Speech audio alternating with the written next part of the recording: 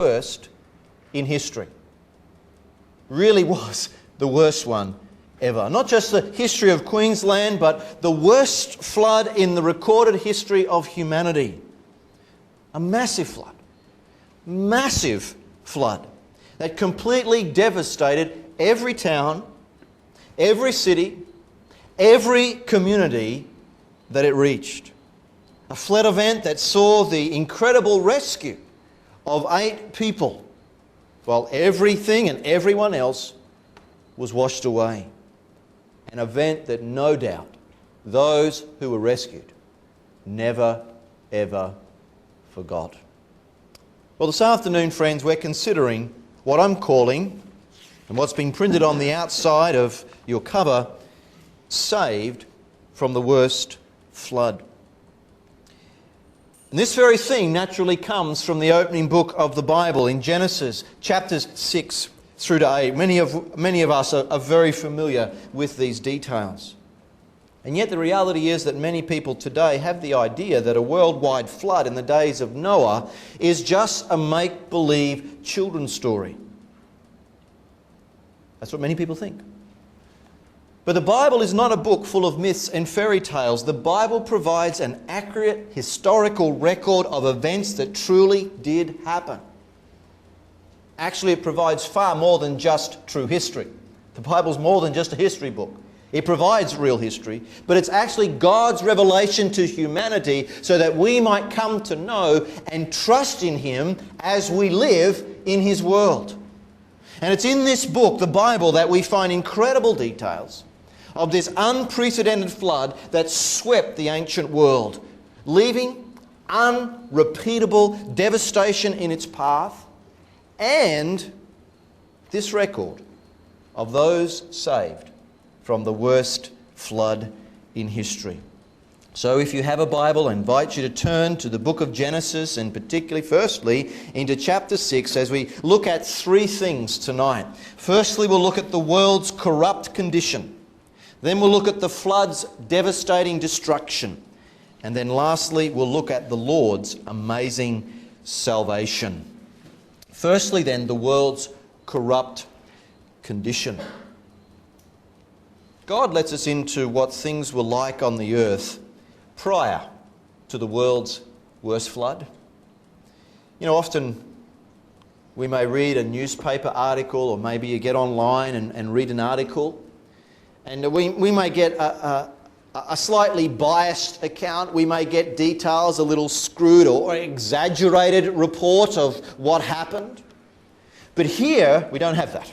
Here we have an accurate account of what things were really like in this society prior to the most devastating of all floods. So what were things like? Well, it's for us, recorded for us in chapter 6, verses 11 and 12. Thet, can you just turn the volume down just a bit? It's bad enough you've got to hear my voice. I don't like hearing my voice. Thank you. Verse 11. The earth also was corrupt before God, and the earth was filled with violence. So God looked upon the earth, and indeed it was corrupt, for all flesh had corrupted their way on the earth. And here as the Creator God looked down upon His world, He looks with eyes that see real things. He looks with eyes of pure justice. He sees mankind as an exceedingly wicked and a corrupt race. And it's not just one sector of society that He sees. It's not just an occasional isolated town that God sees. What is this? Well, it's what I've entitled. It's the world's corrupt condition. Verse 12, it says there that all flesh had corrupted their way on the earth. Not an occasional one, all flesh. In other words, all of mankind was in a state, this word has the idea of decay. They were in a state of degeneration. The entire race of mankind was morally degenerate. Everyone was living as if God did not exist. And therefore they turned away from God's law and His ways of righteousness. And everyone did what they thought was okay to do. They did what was right in their own eyes. Psalm number 14 actually describes something of this same generation as well. If you like to turn there, we see the first few verses of what Psalm 14 says. I think words that do rightly describe back then, and perhaps they describe now as well, but certainly back then, Psalm 14, verse 1. The fool has said in his heart, there is no God. Here's all those people in that generation, this great sweep of mankind, probably millions of people on the earth at this point in time. And all of them are going around with this thought in their head, if they're not at least saying it, there is no God. I'm an atheist and I'm proud to be so. I don't believe in God. That's their thought. There is no God. And then Psalm 14 goes on to describe then these people who are thinking this, who are saying this. What are they like? They are corrupt. They have done abominable works. There is none who does good. The Lord looks down from heaven upon the children of men to see if there are any who understand, who seek God. And what's he find? They have all turned aside. They have altogether become corrupt. There is none who does good. No, not one. And back there in Genesis chapter 6, it says, God looks down. And here God sees. What does he see in Genesis 6? What did he see in that generation? He saw their lust. He saw things as they really were. He saw their idolatry, that though they did not acknowledge him as God, they set up other gods and worshipped other things. He saw their drunkenness. He saw their sexual immorality. And according to verse 11 in Genesis chapter 6, he saw something else. Something specifically mentioned in Genesis 6:11. What is it? He saw a grossly violent society. He says the earth was filled with violence. Everywhere it was filled with violence. There was violence in the home. We would call that today domestic violence. There was violence in marriages. There was violence in the workplace. There was violence in the streets. The whole earth was filled with violence. When the holy and just God of the universe saw man's corruption, how did he respond? Well, he wasn't left feeling indifferent. We ought not to get the wrong idea about God. God does not close his eyes to what he sees. He does not pretend that it's not there. He doesn't pretend it doesn't matter. That's not how God works. And neither, friends, is this report that we could call it here in Genesis chapter 6 is like some sort of cold, heartless newsreader reporting about some tragedy. There's grief in these words. There's tears, if you like, in these words.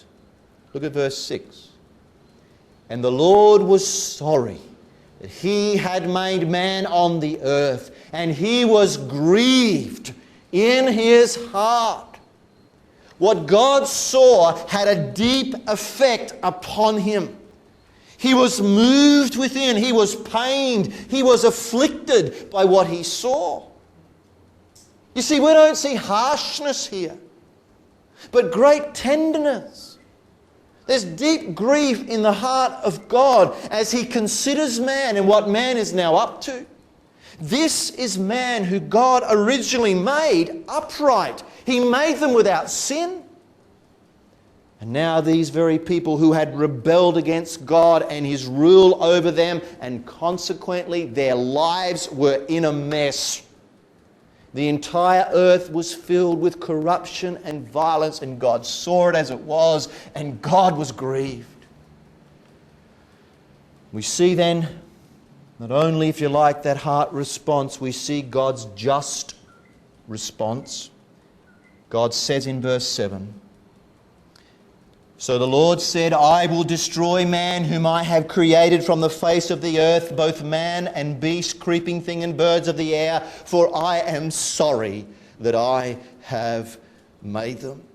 He says in verse 13 to Noah, The end of all flesh has come before me, for the earth is filled with violence through them, and behold, I will destroy them with the earth. Now, how is God going to do that? How is God in his justice going to destroy the earth?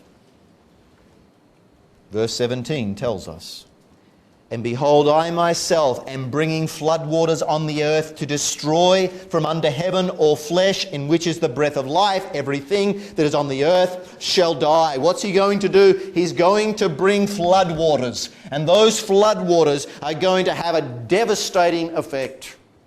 Which brings us to the second thing, the flood's devastating destruction. There is no question of the devastation that has occurred in our state in recent days. The size of the current floods are, on a whole, unprecedented. So much so that I have had several friends overseas send me emails to ask me how we are faring, not sort of understanding the size of the state of Queensland or where we are. And I had one friend this last week from the UK send me an email because he had seen a report by the BBC that had reported the floods in Queensland as floods of biblical proportions. And he read that and he was concerned for us, particularly considering he knows his Bible. I understand that headline that the BBC picked up on, I think originally came from the lips of our State Treasurer, Andrew Fraser. Is it actually the case, friends? Are these current floods of biblical proportions? Well, let's think about this for a moment. There were certainly the hours and hours on end of heavy rain, initially caused, if you can think back only a couple of weeks, but initially caused by ex-cyclone Tasha that crossed up near Cairns on the 26th of December by memory, or the 25th, one of the two. Hours and hours on end of rain. It was certainly significant. But here in Genesis now chapter 7 in verse 4 and in verse 12 we're told that it rained non-stop for 40 days and 40 nights. Now many of us know that figure. But let's just stop for a minute and think about that. It rained. And when it rained, it rained. Now, we may commonly say it pelted down. It bucketed down non-stop. Not for a couple of hours, which would cause a flash flood. Non-stop for 5.5 weeks. Pelting rain non-stop for 5.5 weeks. Now, Genesis chapter 7 verse 11 adds another factor to the water issue. Let's look at that verse. Chapter 7 verse 11, it says, in the 600th year of Noah's life, in the 2nd month, and the 17th day of the month, on that day, all the fountains of the great deep were broken up, and the windows of heaven were opened. The windows of heaven were open. Isn't that a graphic expression? It's like the floodgates. We understand that expression, being not too far from Ivanhoe Dam. The floodgates were opened above, and down came that torrential rain for 5.5 weeks. But this verse adds this other unique factor that we don't get today. God split apart the earth, it seems, in many places. The expression is there that the fountains of the deep were opened up. In other words, they weren't opened up before. They were down below before. And at this point, they opened up. Possibly multitudes of simultaneous earth tremors and such activity. And then outflowed this incredible volume of water that was stored below the surface of the earth. Huge volumes of water rose from beneath, as well as that which came down from above. The Queensland towns and cities that have seen vast amounts of water overrun their communities, it has certainly been devastating. We're told, and some of you probably have heard this, that currently half our state is underwater. That is massive. That is actually an area larger than the size of the country of France and Germany combined. Or if that doesn't mean anything to you, that is equivalent to the entire state of New South Wales. That is a lot of water. But friends, the amount of water that this historical narrative describes here is even more staggering. Look with me now in chapter 7 at verse 17. It says, "Now the flood was on the earth 40 days, and the waters increased and lifted up the ark, and it rose high above the earth. The waters prevailed and greatly increased on the earth, and the ark moved about on the surface of the waters. And the waters prevailed exceedingly on the earth, and all the high hills under the whole of heaven were covered." Notice the word all. All the high hills under the whole heaven were covered. The waters prevailed 15 cubits upward, and the mountains were covered. You see, this wasn't some localized event. This was not flood water levels of 9.2 metres in Rocky. This was not the flood level of 13.4 in St George or whatever it's got to. This is a worldwide flood. There's not one hill, not one mountain high enough to escape to. Absolutely everything on the earth is covered. You see, it's not just affecting what we've been told has happened in our state, not just affecting 22 towns and cities in one state, it's affecting every village, every town, every city, every hill, all over the earth. It's all covered. What about the length of time that the floodwaters held their level? This weekend they're waiting in Rocky, aren't they, as they expect the water level to hold at a very high mark for at least another week, whatever. Many are stranded there. Other places, many are stranded in Rockhampton. Actually, there's a couple from our congregation that have been stranded there for a couple of weeks, who hopefully tomorrow will take a bus up to Mackay and take a plane down to Brisbane. That's Mr. and Mrs. Caswell, for those who don't know. But here, what do we read about the worst flood ever? In chapter 7, verse 24, it tells us about where the high water mark stayed and how long it stayed. It says the waters prevailed on the earth 150 days. Not a week or so, not a few days, but 5 whole months the level held.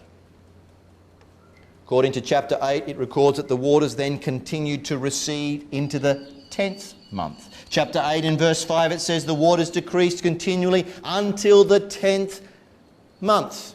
And in the 10th month, on the first day of the month, the tops of the mountains were seen. So that's just the tops of the mountains. It's got a lot of receding to do yet. In verse 13, it's over a year before enough land had dried before Noah and his family could get out of their boat. The destruction caused by the current floods is still being calculated, and they're saying it won't be known until the floodwaters have receded. But the latest estimates put to monetary cost is over $5 billion. Over 10,000 properties have been affected. Personal property destroyed, crops gone, livestock lost, fences washed away, businesses ruined, hundreds of kilometres of road damaged. Sadly to date, it's believed probably about 12 people have lost their lives. It's truly devastating, and I don't want to minimise that. It is devastating. But as devastating as that is, listen to the devastating destruction of the worst flood ever in chapter 7, verse 21 and following. All flesh died that moved on the earth, birds and cattle and beasts and every creeping thing that creeps on the earth and every man. All in whose nostrils was the breath of the Spirit of life. All that was on the dry land died. So he destroyed all living things which are on the face of the ground, both man and cattle, creeping thing and bird of the air. They were destroyed from the earth. Only Noah and those who were with him in the ark remained alive. Devastating destruction. There are many in the current floods who were able to evacuate to higher ground or to find safety climbing onto a roof or clinging to a tree. But in these waters described in Genesis chapter 7, absolutely everything was covered on the earth. No building or hill was high enough. No tree was tall enough. All went under. Not a dozen people drowned, friends. Possibly millions. Millions. Washed away in the worst flood in history. And remember why. We've already seen it. They were washed away in the judgment of God for their rebellion against Him. God was not acting cruelly. God was not acting unfairly. This was just punishment that God was given. God, remember, was deeply grieved at what He saw. But the God who is infinitely holy, He cannot turn a blind eye to sin, to their sin, to our sin, to your sin.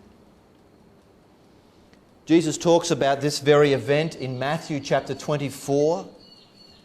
And Jesus says it this way. He says, the flood came and took them all away. That's Jesus' description.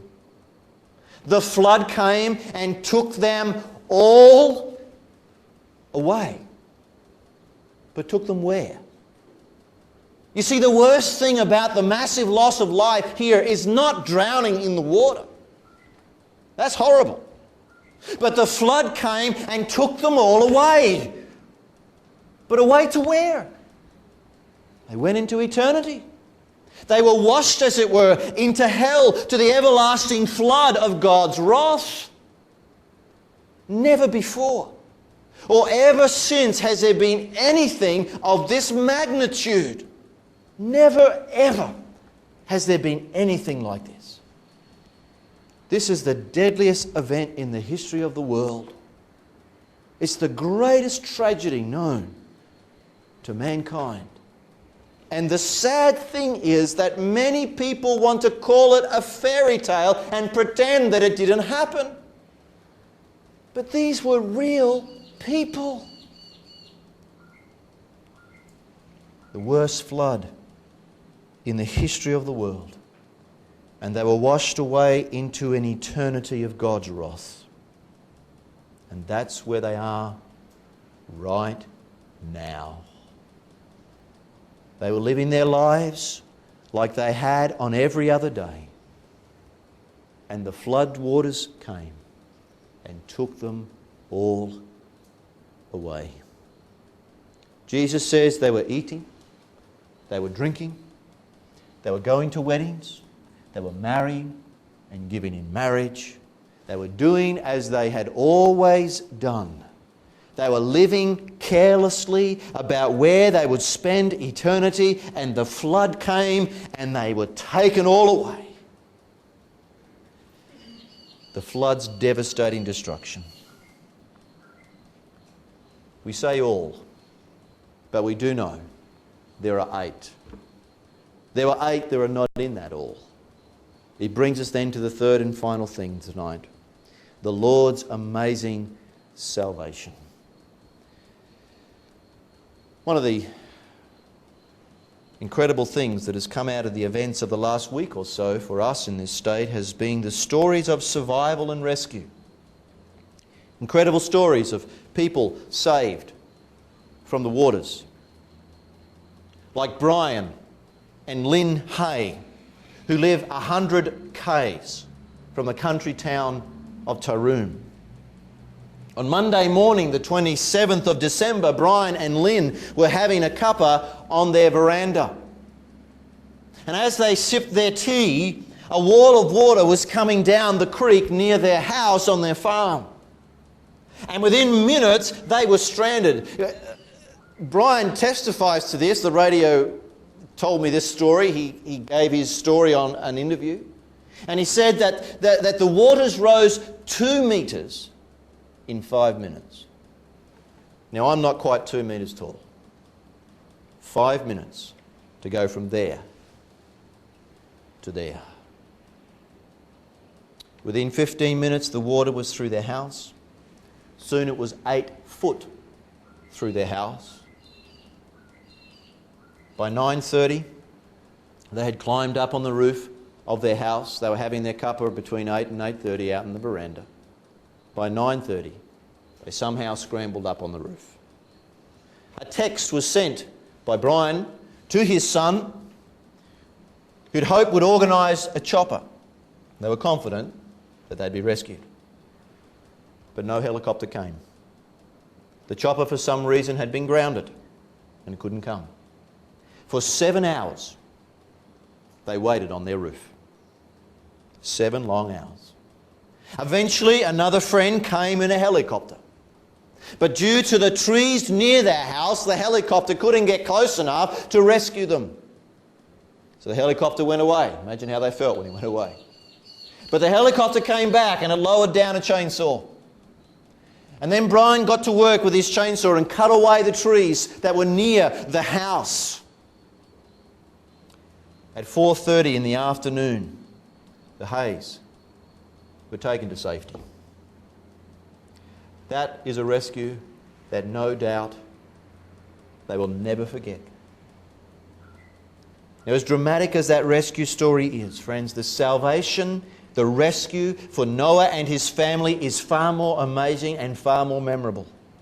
Brian and Lynn Hay were not prepared for the deluge and the rapid rise of the water, but Noah and his family were. Before there was even one drop of rain to fall, God had directed Noah to build a massive boat. The dimensions are hard for us to work out when we just read the Bible by itself and read this term cubits. What's a cubit? Well, it's somewhere between probably the length, tip of your finger as a man, to your elbow. But there's even different lengths of what cubits are, so it's hard to be precise. But to put it in language that we perhaps could relate to, the dimensions of the ark were somewhere between 137 metres long, 23 metres wide, and 14 metres, 3 stories high. Now, if we could go outside and step that out, we would see the size of such a structure. It was not until 1884 that such a large boat was built by the Italians, by the way. Now, from a boat building point of view, it was an optimum design for stability in rough seas. Apparently, not that I know much about building, but apparently from what I've read, it was virtually not possible at all to capsize such a boat. God knew what he was doing when he gave those dimensions. For over 100 years, Noah, his 3 sons, and most likely other hired help, constructed this vessel. Day in, day out, week in, week out, year in, year out, people would have heard the cutting of Noah's saw. You think about it, well, this would have happened. That's how they built it. They would have heard the knocking of Noah's hammer. But there was something else they would have heard. And that was the voice of Noah himself. In the New Testament, in 2 Peter 2:5, we're told that Noah was not only a boat builder, but he was a preacher of righteousness. They also heard Noah's voice calling them to leave their self-centered, wicked lives and come into the ark. Because God was going to come in judgment and destroy them. That's what God had told Noah was going to happen. That was the message that he had to tell those people. Turn from your rebellion toward God. Believe in what God says. And come in through the door of salvation into the ark. For years, they heard the saw. For years, they heard the hammer. For years, they heard the preacher's voice. For years, the door to the ark remained open, the only means of being saved from God's coming judgment. And then the day came. The day finally arrived when the hammer, the saw, and the voice of Noah could no longer be heard. God closed the door.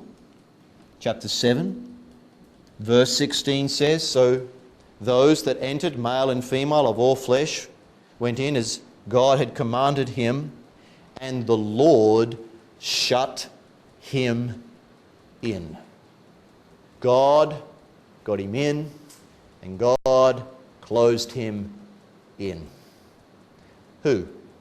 Noah, but not just Noah. Mrs. Noah, and the three sons, Shem and Mrs. Shem, Ham and Mrs. Ham, Japheth, and of course, Mrs. Japheth. They were all safe inside the ark. And as those waters of the deep, remember we spoke about before, as the waters of the deep erupted, and as the clouds above burst open, the flood waters then came and they rose and they rose and they rose. And as the waters rose, because Noah and his family believed in God, they trusted in his plan of salvation, because they entered through the door of the ark, they were safe. They heard and obeyed God's voice. What did God tell them? If you go back to chapter 7, you see God's direction right there in verse 1. The Lord said to Noah, "Come into the ark, you and all your household." Come, God says. You know, this is the first time in the Bible God uses the word come in calling people to salvation. One Bible scholar says that God uses the word come 600 times in the rest of the Bible. Jesus used that word. He still uses it today to call people to come to himself for salvation. What does Jesus say? Come to me. Come to me and I will give you rest. Some of the last words of the Bible. The very last page of the Bible says, come. God is saying, come again. Let him who thirsts come to me. It was in obedience to God's call to come to God's appointed means of salvation, that the 8 were rescued. You see, God just didn't say, go into the ark. God said, come into the ark. Why? Because God was there. He was the very way that they were going to be saved. No longer was Noah's hammer heard banging on the side of the boat as it had done previously. Once the door was shut, the 8 were safe inside. There was probably still, though, friends, banging on the ark. But the banging now was from the people who were on the outside of the ark, desperate to escape the flood of judgment, but it was too late. For around about 100 years, Noah, the preacher of righteousness, had proclaimed the only way of salvation. God had been so patient. He had sought people to come to him. For years, they were told how they could be saved. They must turn from their sin. They must come in faith to this God who said he would send a flood. They must trust him. They must believe in what he said. They must enter the ark, the only way of escape. The God of love, urging wicked people who had rebelled against him, who had rejected him, he is urging them to turn back to him. And year after year, God patiently pleaded with them through Noah. He didn't have to, but he was gracious. But tragically, all those who refused to believe God and did not enter the ark were taken away, as Jesus says, in that flood. God had provided a way of salvation, but they rejected it. God had put it before them, and they said, no, we don't want it. Is that you tonight? God places before you the way of salvation. Are you rejecting it? How many of you have numerous times before, perhaps for years, heard a preacher's voice, which ultimately is God speaking to you and calling you to come to Him for salvation? How many of you have heard that numerous times? How many of those locked outside the ark had heard the preacher, but they refused to obey God's voice? But when the door was shut, the time for salvation had passed. They missed the opportunity.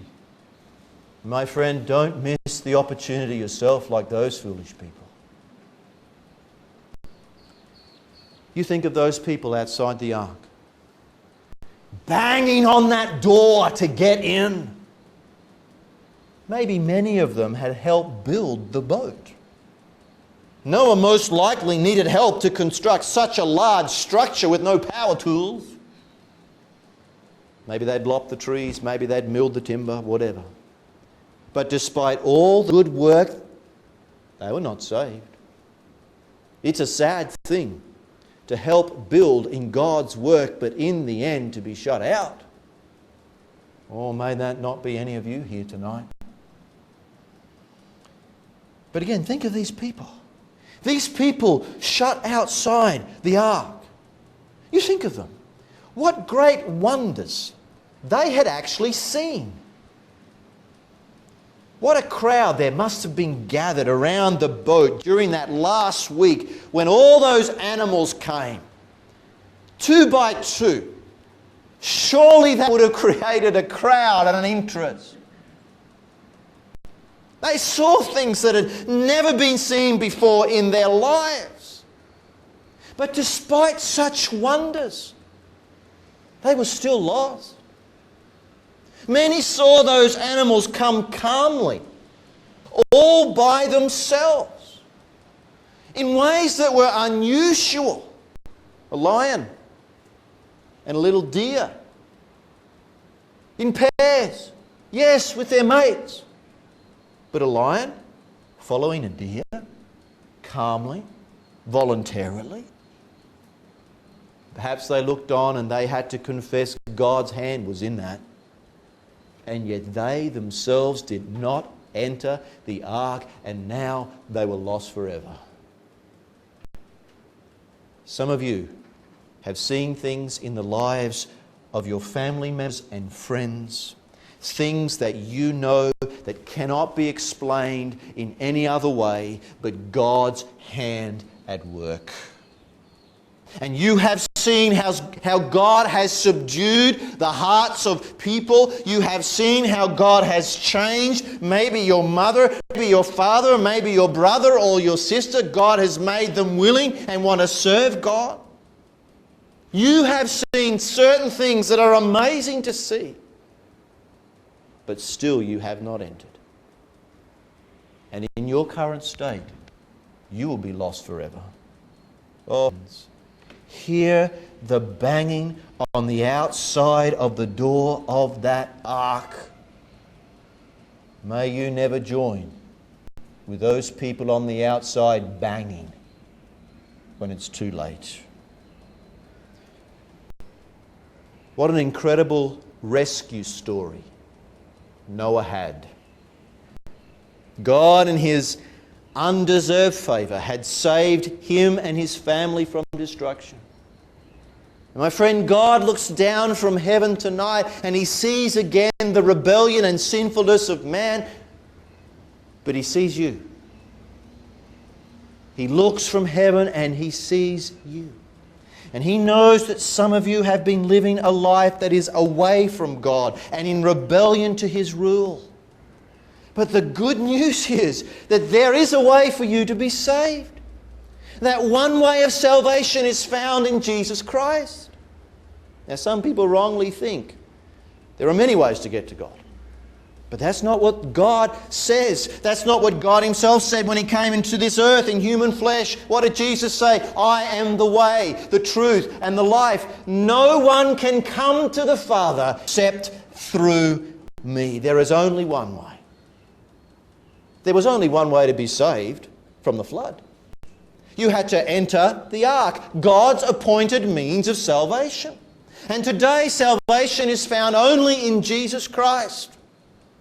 And the God of love pleads with you to come to Him in faith. It's like as if God stands before you with arms open tonight, and He's still saying that word. He's saying to you, young man, young woman, come. Come to me. Don't refuse like those in Noah's day. Don't be caught out banging on the outside of the door when it's too late. Enter the door while it's still the day of salvation. The wrath of God is coming. The judgment of God is coming. Jesus says that He would come back again.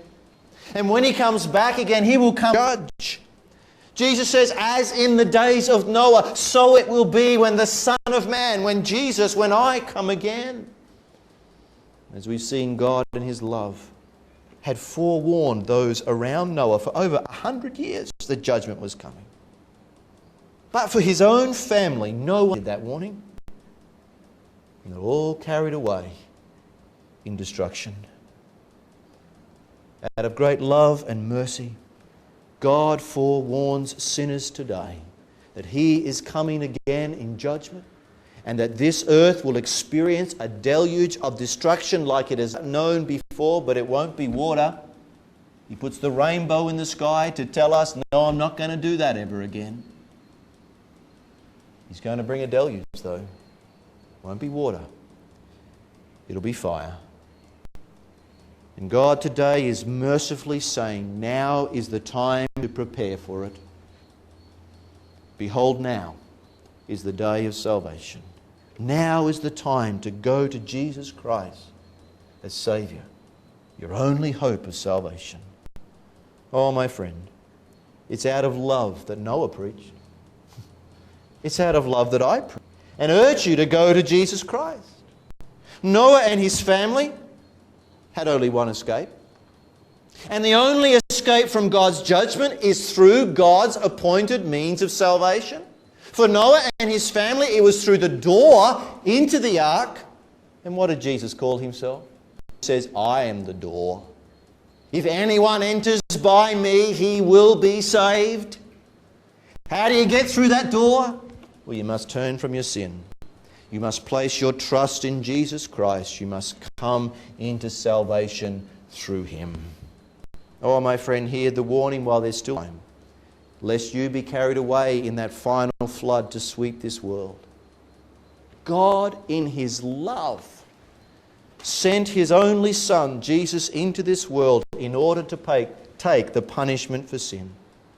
And today, God in His grace is calling for sinners to come to Him in faith, prepared for the final day. If you refuse to go in faith to Jesus Christ, you too will be taken away, justly sentenced to hell forever, for all your sin and rebellion against Him, His gracious rule over you, and His righteous law that He has given. The Lord's amazing salvation in Jesus Christ is available tonight. Believe in Him. Enter salvation through. He's calling again, friends. Come to me. Come to Christ. Come to salvation. Make no delay. Let's pray.